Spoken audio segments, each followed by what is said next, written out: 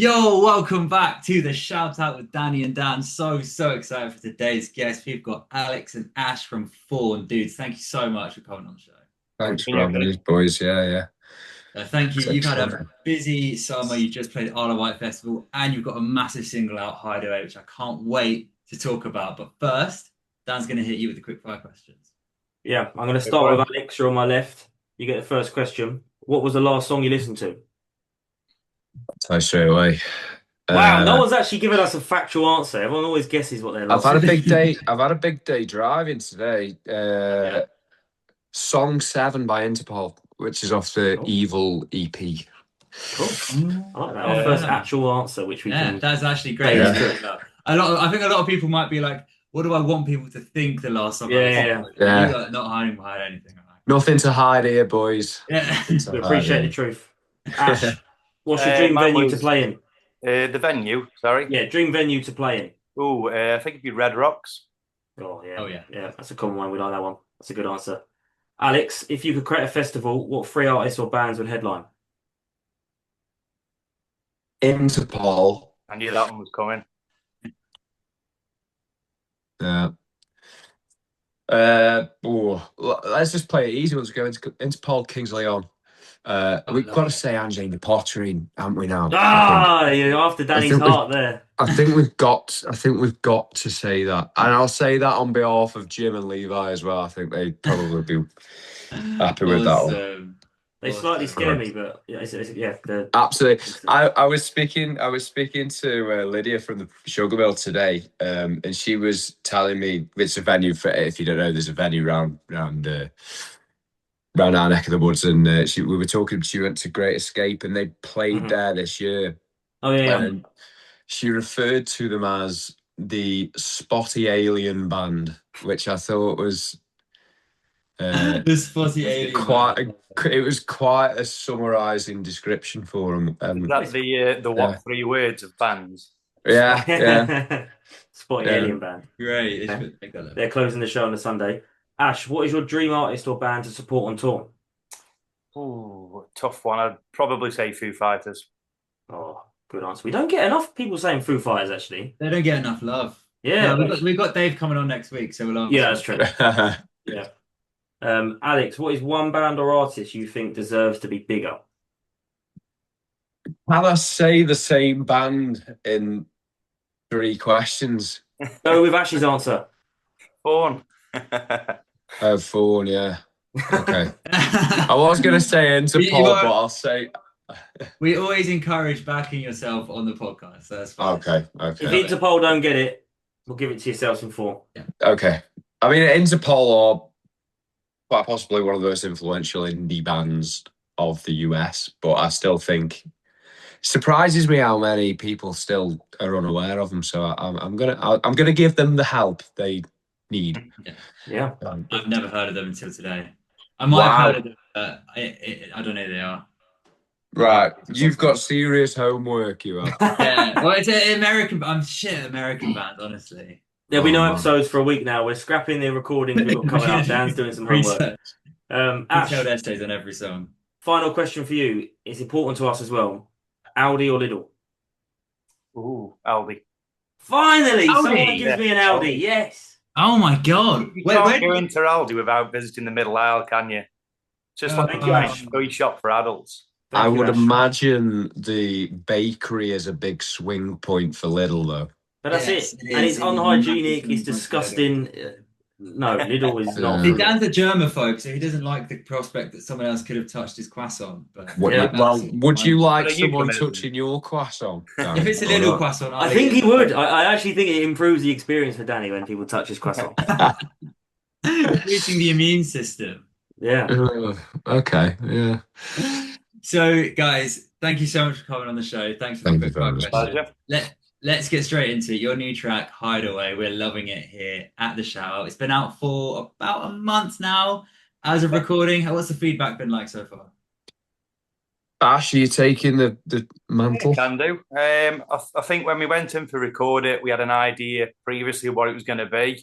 Quite often, as we find when we get into that environment, because we're obviously quite creative in the space, you kind of started taking on a new persona, and we found that we were adding new things to it, especially with Al, with his main lead part. Al did a lot of work on changing that part, which I think really made the song what it is. So I think it was just the beauty of being in there and in the moment of, you know, recording that track, that it became what it is today, really. Like I say, it's been over just over a month that it's been out. We've had a great reaction to it, lots of downloads, which we like to see. So we're really happy with it at the moment, the way it's got out into the world, and obviously how the public are seeing it here. So we can't be more happy with it.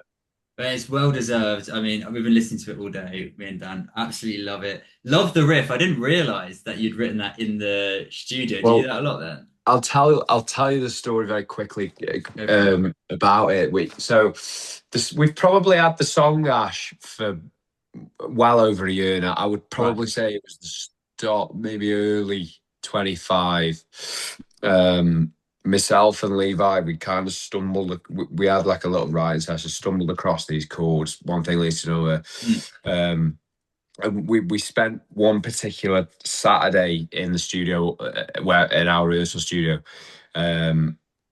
just getting it to where it was, and we kind of completed it, and it was done.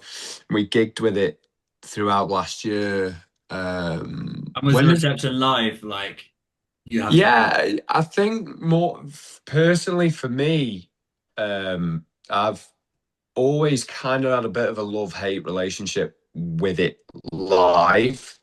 Right, okay. I don't know whether Ash is the same. I would probably say Ash is the same as me, but I'm sure he can speak for himself. But I've always been a little bit neither here nor there with it. For no particular reason. I just think it's been... Sometimes I really enjoy it, sometimes I don't. Anyway, so we recorded that, Ash. Did we record it? Was it February this year, maybe? About March, February, yeah. Am I right in saying we got your drums and Nate's bass down last year in a session? Yeah, so we'd gone in to do 2 tracks. I think one of them was The Weather. And then we went in to do Hideaway, and because me and Nathan spent a lot of time on it together, just running through the relationship between obviously the drums and the bass and make sure everything was tight, we pretty much went in there, and I think with 2 runs we'd got it down. That's awesome. 2 runs. Yeah, straight through. Again, I think it was just props to the fact that me and Nathan spent so much time doing it in the studio together that it was just second nature to us. So yeah, you guys have been hammering that in the rehearsal room, to be fair. But so we got another studio day booked to go and finish it off, and I think if I'm right in saying, Ash, you and Levi went up. For me and Jim was working a night shift, so we went up a little bit later in the day. But I think you and Levi went up in the morning, early afternoon, did the vocals. It was kind of a really backward procedure to what we do, and I think is probably what is the normal for a lot of people, where drums, bass, guitars, vocals last. But kind of due to our availability, we'd got a really solid foundation off Ash and Nath that we'd done in a previous take. Levi laid down his kind of rhythm work, and then I think you boys did the vocals and BVs. Yeah, we did. And then me and Jim turned up at about 2:00, and you boys went. So it's always a little bit. It's not ideal for the rest of the lads when me and Jim are kind of left unattended. You could probably come out with a very different song. So we spent we'd spent a good couple of hours doing Jim's kind of more melodic-y, like rhythm-y type parts, which left me the sort of the platform there to figure out. And we got the structure of the song's not changed. Everything, the arrangements were the same, but it was that riff where it wasn't grabbing me to be featured so much in that song. Mm-hmm. What we had before was kind of bland. It did. So anyway, I got this idea in my head, and I remember on the lead up to going in and recording it, I was saying to the guys in the room, I was like, this bloody riff is going to fit somewhere. I'll get it somewhere, and it wasn't working for whatever reason. Because when I initially wrote it, it was over the verse chords. And I never even give it to thought of playing it over the chorus. Anyway, so long story short, we were just getting ready to start doing my takes, and our producer Danny, I said to him, I was like, just run that bit there. I'm going to try and shoehorn something in, and it kind of worked. And we spent probably the remaining 4 hours of the session just working around that and other little bits that I do throughout it. Then we completely forgot that we hadn't asked the permission of Ash, Nathan, Levi whether they actually like this or not. So we got like 10 minutes. We got 10 minutes left of the day, and I was like, Jim, we're gonna have to put this original riff in, like, because just in case like the guys don't like it. So I remember we come out, and I'd got 2 versions of Hideaway. I got old and new, and I think we've used it, so I imagine the guys were happy with it. But I think it's a pretty instant thing, wasn't it? I think we were so used to hearing it the way that we'd originally created that when it suddenly got this new lease of life from Al's new part, all of us immediately were just like, wow, like, we've got to go with this version. It was just an instant thing. I don't think there was any question about it. I love it. I love a story of proper like inspiration and creativity in the studio when the time's against you and you're like, I need to make this song better, and you just pulled it off so well. I love that, man. Like that's so like it's almost like I try and do that as much as I can. I'm trying to think of examples like from any other tunes that we like. I think the weather was a good one. Once it's from what I remember, we were at the back end of November, December the previous year, and we knew we were booked in for this recording. As I say, we did Hideaway and the Weather together on this particular weekend, and I think we've got 3 or 4 weeks to decide what we're doing. And even though we got like a rough idea of what we were going to go in the studio with, I don't think we were 100% confirmed, like, yes, this is what we're going to do. But we got into the studio in January, and literally we just said, right, we're going to go for the weather, we're going to try it. And that was a similar story, wasn't it? I think we're quite lucky in the respect that all of us work well under pressure. And because we knew we were booked in, obviously we knew we were paying for it. It was like, well, we're going on this date, so we've got to do something. And the weather was a very similar story where we got in there, and as soon as we started laying the foundations to it and obviously get that inspiration, we just kept layering things, adding more. And again, it was like that whole day was dedicated to the weather, where we just got it all down. And that was probably the first time we probably heard it in its entirety. I don't think it was fully formed at that point. I think we got a basic structure, but there was quite a lot that happened the same with the weather, where things that weren't originally in it got created in the studio, and then what you hear now obviously on the track is what happened on that day. So there's clearly like so much creative energy from all of you coming out to create the songs. Could you just briefly, because most people listening wouldn't have heard your music yet, just to get a little bit, just describe a little bit about what Foarn sound is like, what they can expect when they, which they definitely should after listening to this podcast, listen to your tracks? To be honest, I think it would be difficult to narrow down. I think we've got quite a broad. It's quite a broad. Every song's different. There is lots going on. I mean, just listening from Hideaway to the last one you used before that, Weather, you can tell that there's lots going on. You've got the plucky kind of riffy style, and then you've got the bigger, more emotional style going on. Is that coming from different members of the bands having influence on different songs? We're really kind of humble in that way, where we're not like, I wrote this one, I wrote this one. Because we all like, the tunes wouldn't be what they are without every person pulling the weight. Like, but to be, if I'm going to be that man, like the Weather was the Weather and Hideaway were both me. Right. Nucleus is kind of thing. I'm not saying that, I didn't write the songs. The riff, the weather was kind of a really spontaneous one. It was initially I'd written a bass line on my guitar in the room, and I said to Nate, play that and we'll figure something out. And that was kind of how that happened. And then Awesome. if I'm not actually truly factually correct about Hideaway. Hideaway was more Levi probably than me. We were together, but they both, once again, although I'm pretty like into Paul Kings of Leon, sort of like that, they're both quite different, but through probably similar influences, if that makes sense. I think for our tunes, I think they all do sound. I think we've got a Foarn sound, but I think that itself is probably still goes across all the, like, you listen to the EP and then these last two tracks, it's massively different, but still work together.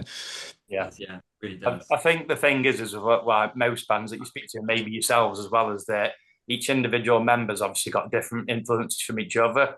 But then everything that we write, as Al said, has got a Foarn sound. It's kind of like an agglomeration of all these different influences coming together and like being present within the songs. And I think one thing that we have done, and we've tried to sit down and say, like, who do we sound like? What's similar? I don't think we've ever been able to pinpoint and go, oh yeah, we sound like this. You can kind of hear all the influences in the different tracks. If I had to pick out some of my main influences, I've got quite a broad range of music that I listen to, but from a young age, I used to listen to like Papa Roach and Linkin Park and The Offspring and Limp Bizkit.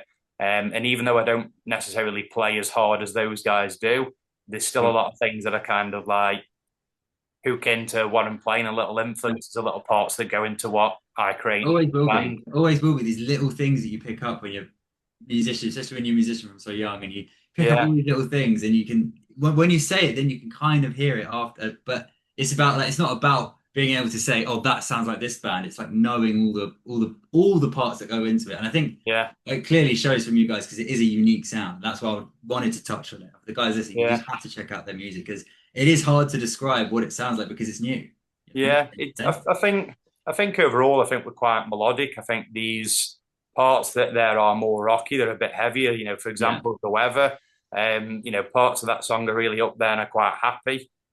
Some of the influences for that part for myself came from like Two Door Cinema Club, which is where that kind of bouncy chorus comes from. But then you listen to the mid later, which is completely different from the rest of the track. And it's a lot more heavy, a lot more kind of grunge and a bit darker than the rest of the song. So I think, it doesn't sound like one particular thing, but I think if we had to summarize it, like say, it's melodic, it is rock, it is a bit alternative. So love it. You've released some incredible music this year, but I also want to talk about some incredible gigs you've had, more importantly, festival appearances. Tell us, how did you get to Isle of Wight Festival? Because that is huge, especially like the stage you're on and the timing. Take this one. Yeah, tell us all about it, because like, obviously being a band ourselves, that is something we would dream of doing. Like, and I'm sure the bands and artists listening, that's like an incredible achievement to have. Yeah, man. I mean, I'm sure we all are. We're all still kind of riding that wave. Still a little bit strange to think that we did it the other week, but that massive shout out and thanks to George in particular. This feeling like we got on it through them guys, and I've known George quite a long time, but we've only done a couple of shows with this feeling with Foarn. Like a couple of my last bands I've been in and stuff, we've done a bit. That's kind of where I knew about them. I remember it was a Saturday morning, and we just got an email come through, and I was genuinely was stood in my mum and dad's living room. I was like, and then I was like, my eyes started going, and I was getting up, like my knees went weak and everything. And then I realised I was in Portugal that weekend playing golf, so I had to back heel that. I took a bit of flack off the mates for that, but such a great such a great festival. I've never been to the festival. I've never been to Hideaway before.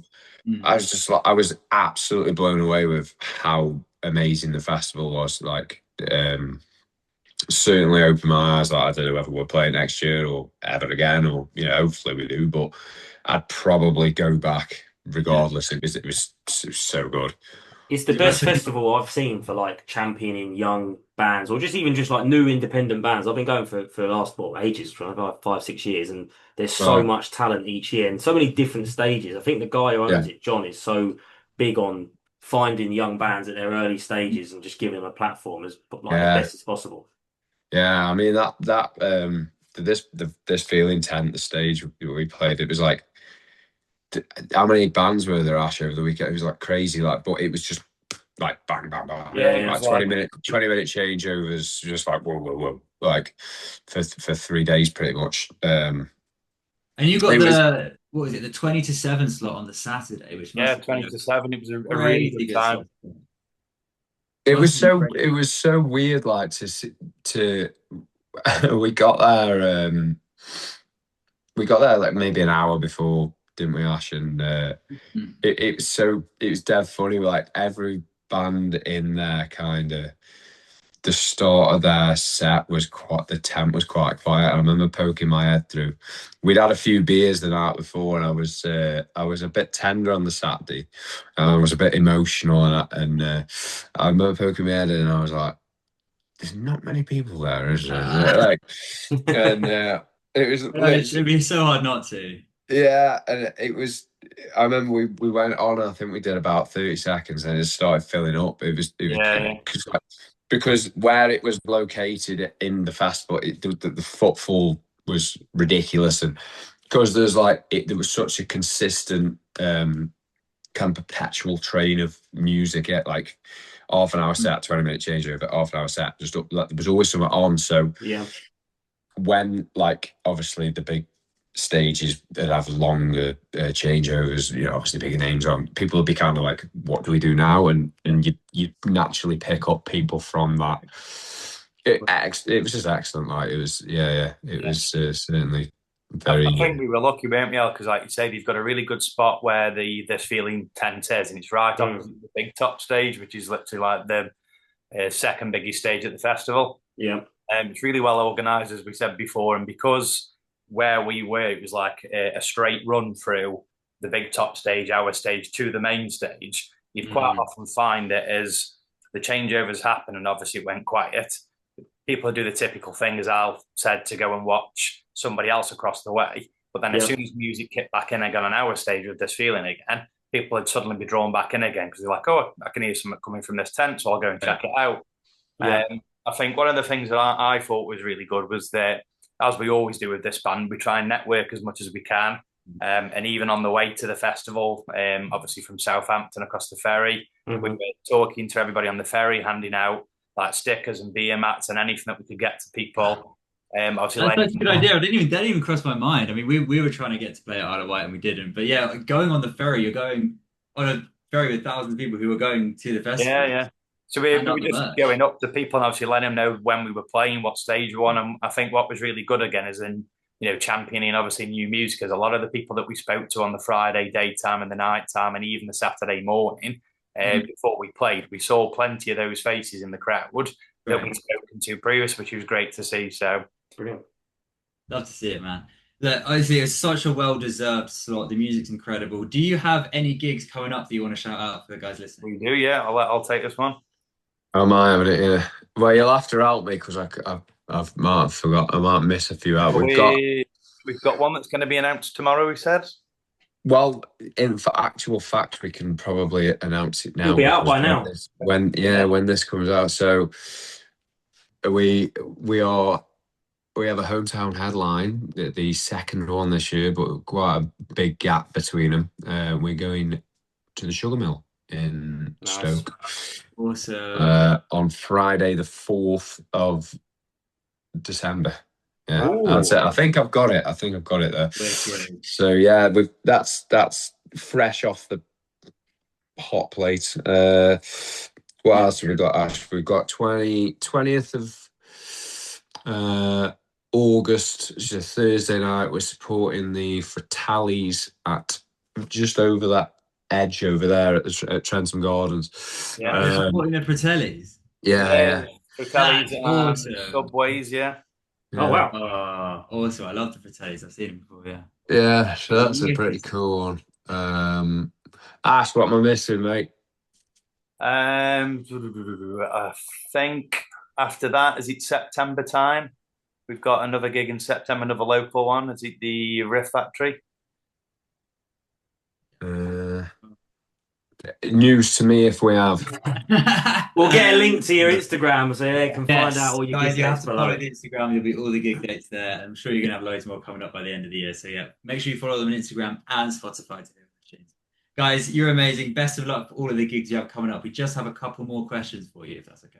Yes, do it. We have a shout out playlist. So every band and artist that has come on has put one of their tracks into this playlist. It can be your favorite. You're gonna have to decide between you. It can be your newest track, your favorite track. But what one track would you like to put in our shout out playlist? Ash, you have the honours, my friend. From ours? Yeah, it has to be one of your tracks. I'd say it's a toughie, that is. Should we go for one that we haven't played a lot? Thinking of Doubts, maybe? No. No, not for Doubts? No. Or Wild Skies? Yeah, why not? Wild Skies? Let's go with Old Faithful, yeah. Wild Skies. Let me get it in. That's in. Thank you very much. Great tune. Thank you. And one more question for you guys. Could you please shout out one band or artist to come on our show? Ooh. Can I steal an answer from my first set of quickfire questions and say Interpol? How achievable is that? Come on. I've got one now. I've got one. Go on. We're good friends with these lads. They actually supported us at the Artisan Tap earlier this year. There's a band called Stereo Silence. Cool. Yes. So I'd get them boys on. Let's get them on. They're local. They're kind of locally to you, I think. Are they? Yeah. So, yeah. Are they Hertfordshire, London, that kind of way? Yes. Oh, nice. Awesome. All right, let's give them a follow. They're a good bunch of guys, and they played on the This Feeling stage with us earlier that day, I think on the Saturday too. But yeah, we're big fans of them. So wicked. Nice. Guys, thank you so much for coming on the show. Best of luck to everything you have coming up for the rest of the year. And beyond that, for the guys listening, you have to, again, check out the music, follow them on Instagram for all the tour dates, guys. Thank you so much for coming on the show. Cheers, guys. Thanks very much. Cheers, man. Thank you. And thank you for watching this episode of The Shout Out with Danny and Dan and Alex and Ash from Foarn. They're amazing, so make sure you follow them. And we've got loads of big things coming up, so make sure you follow us. It's 2 episodes a week now. Hit the bell, subscribe. Peace. Au revoir.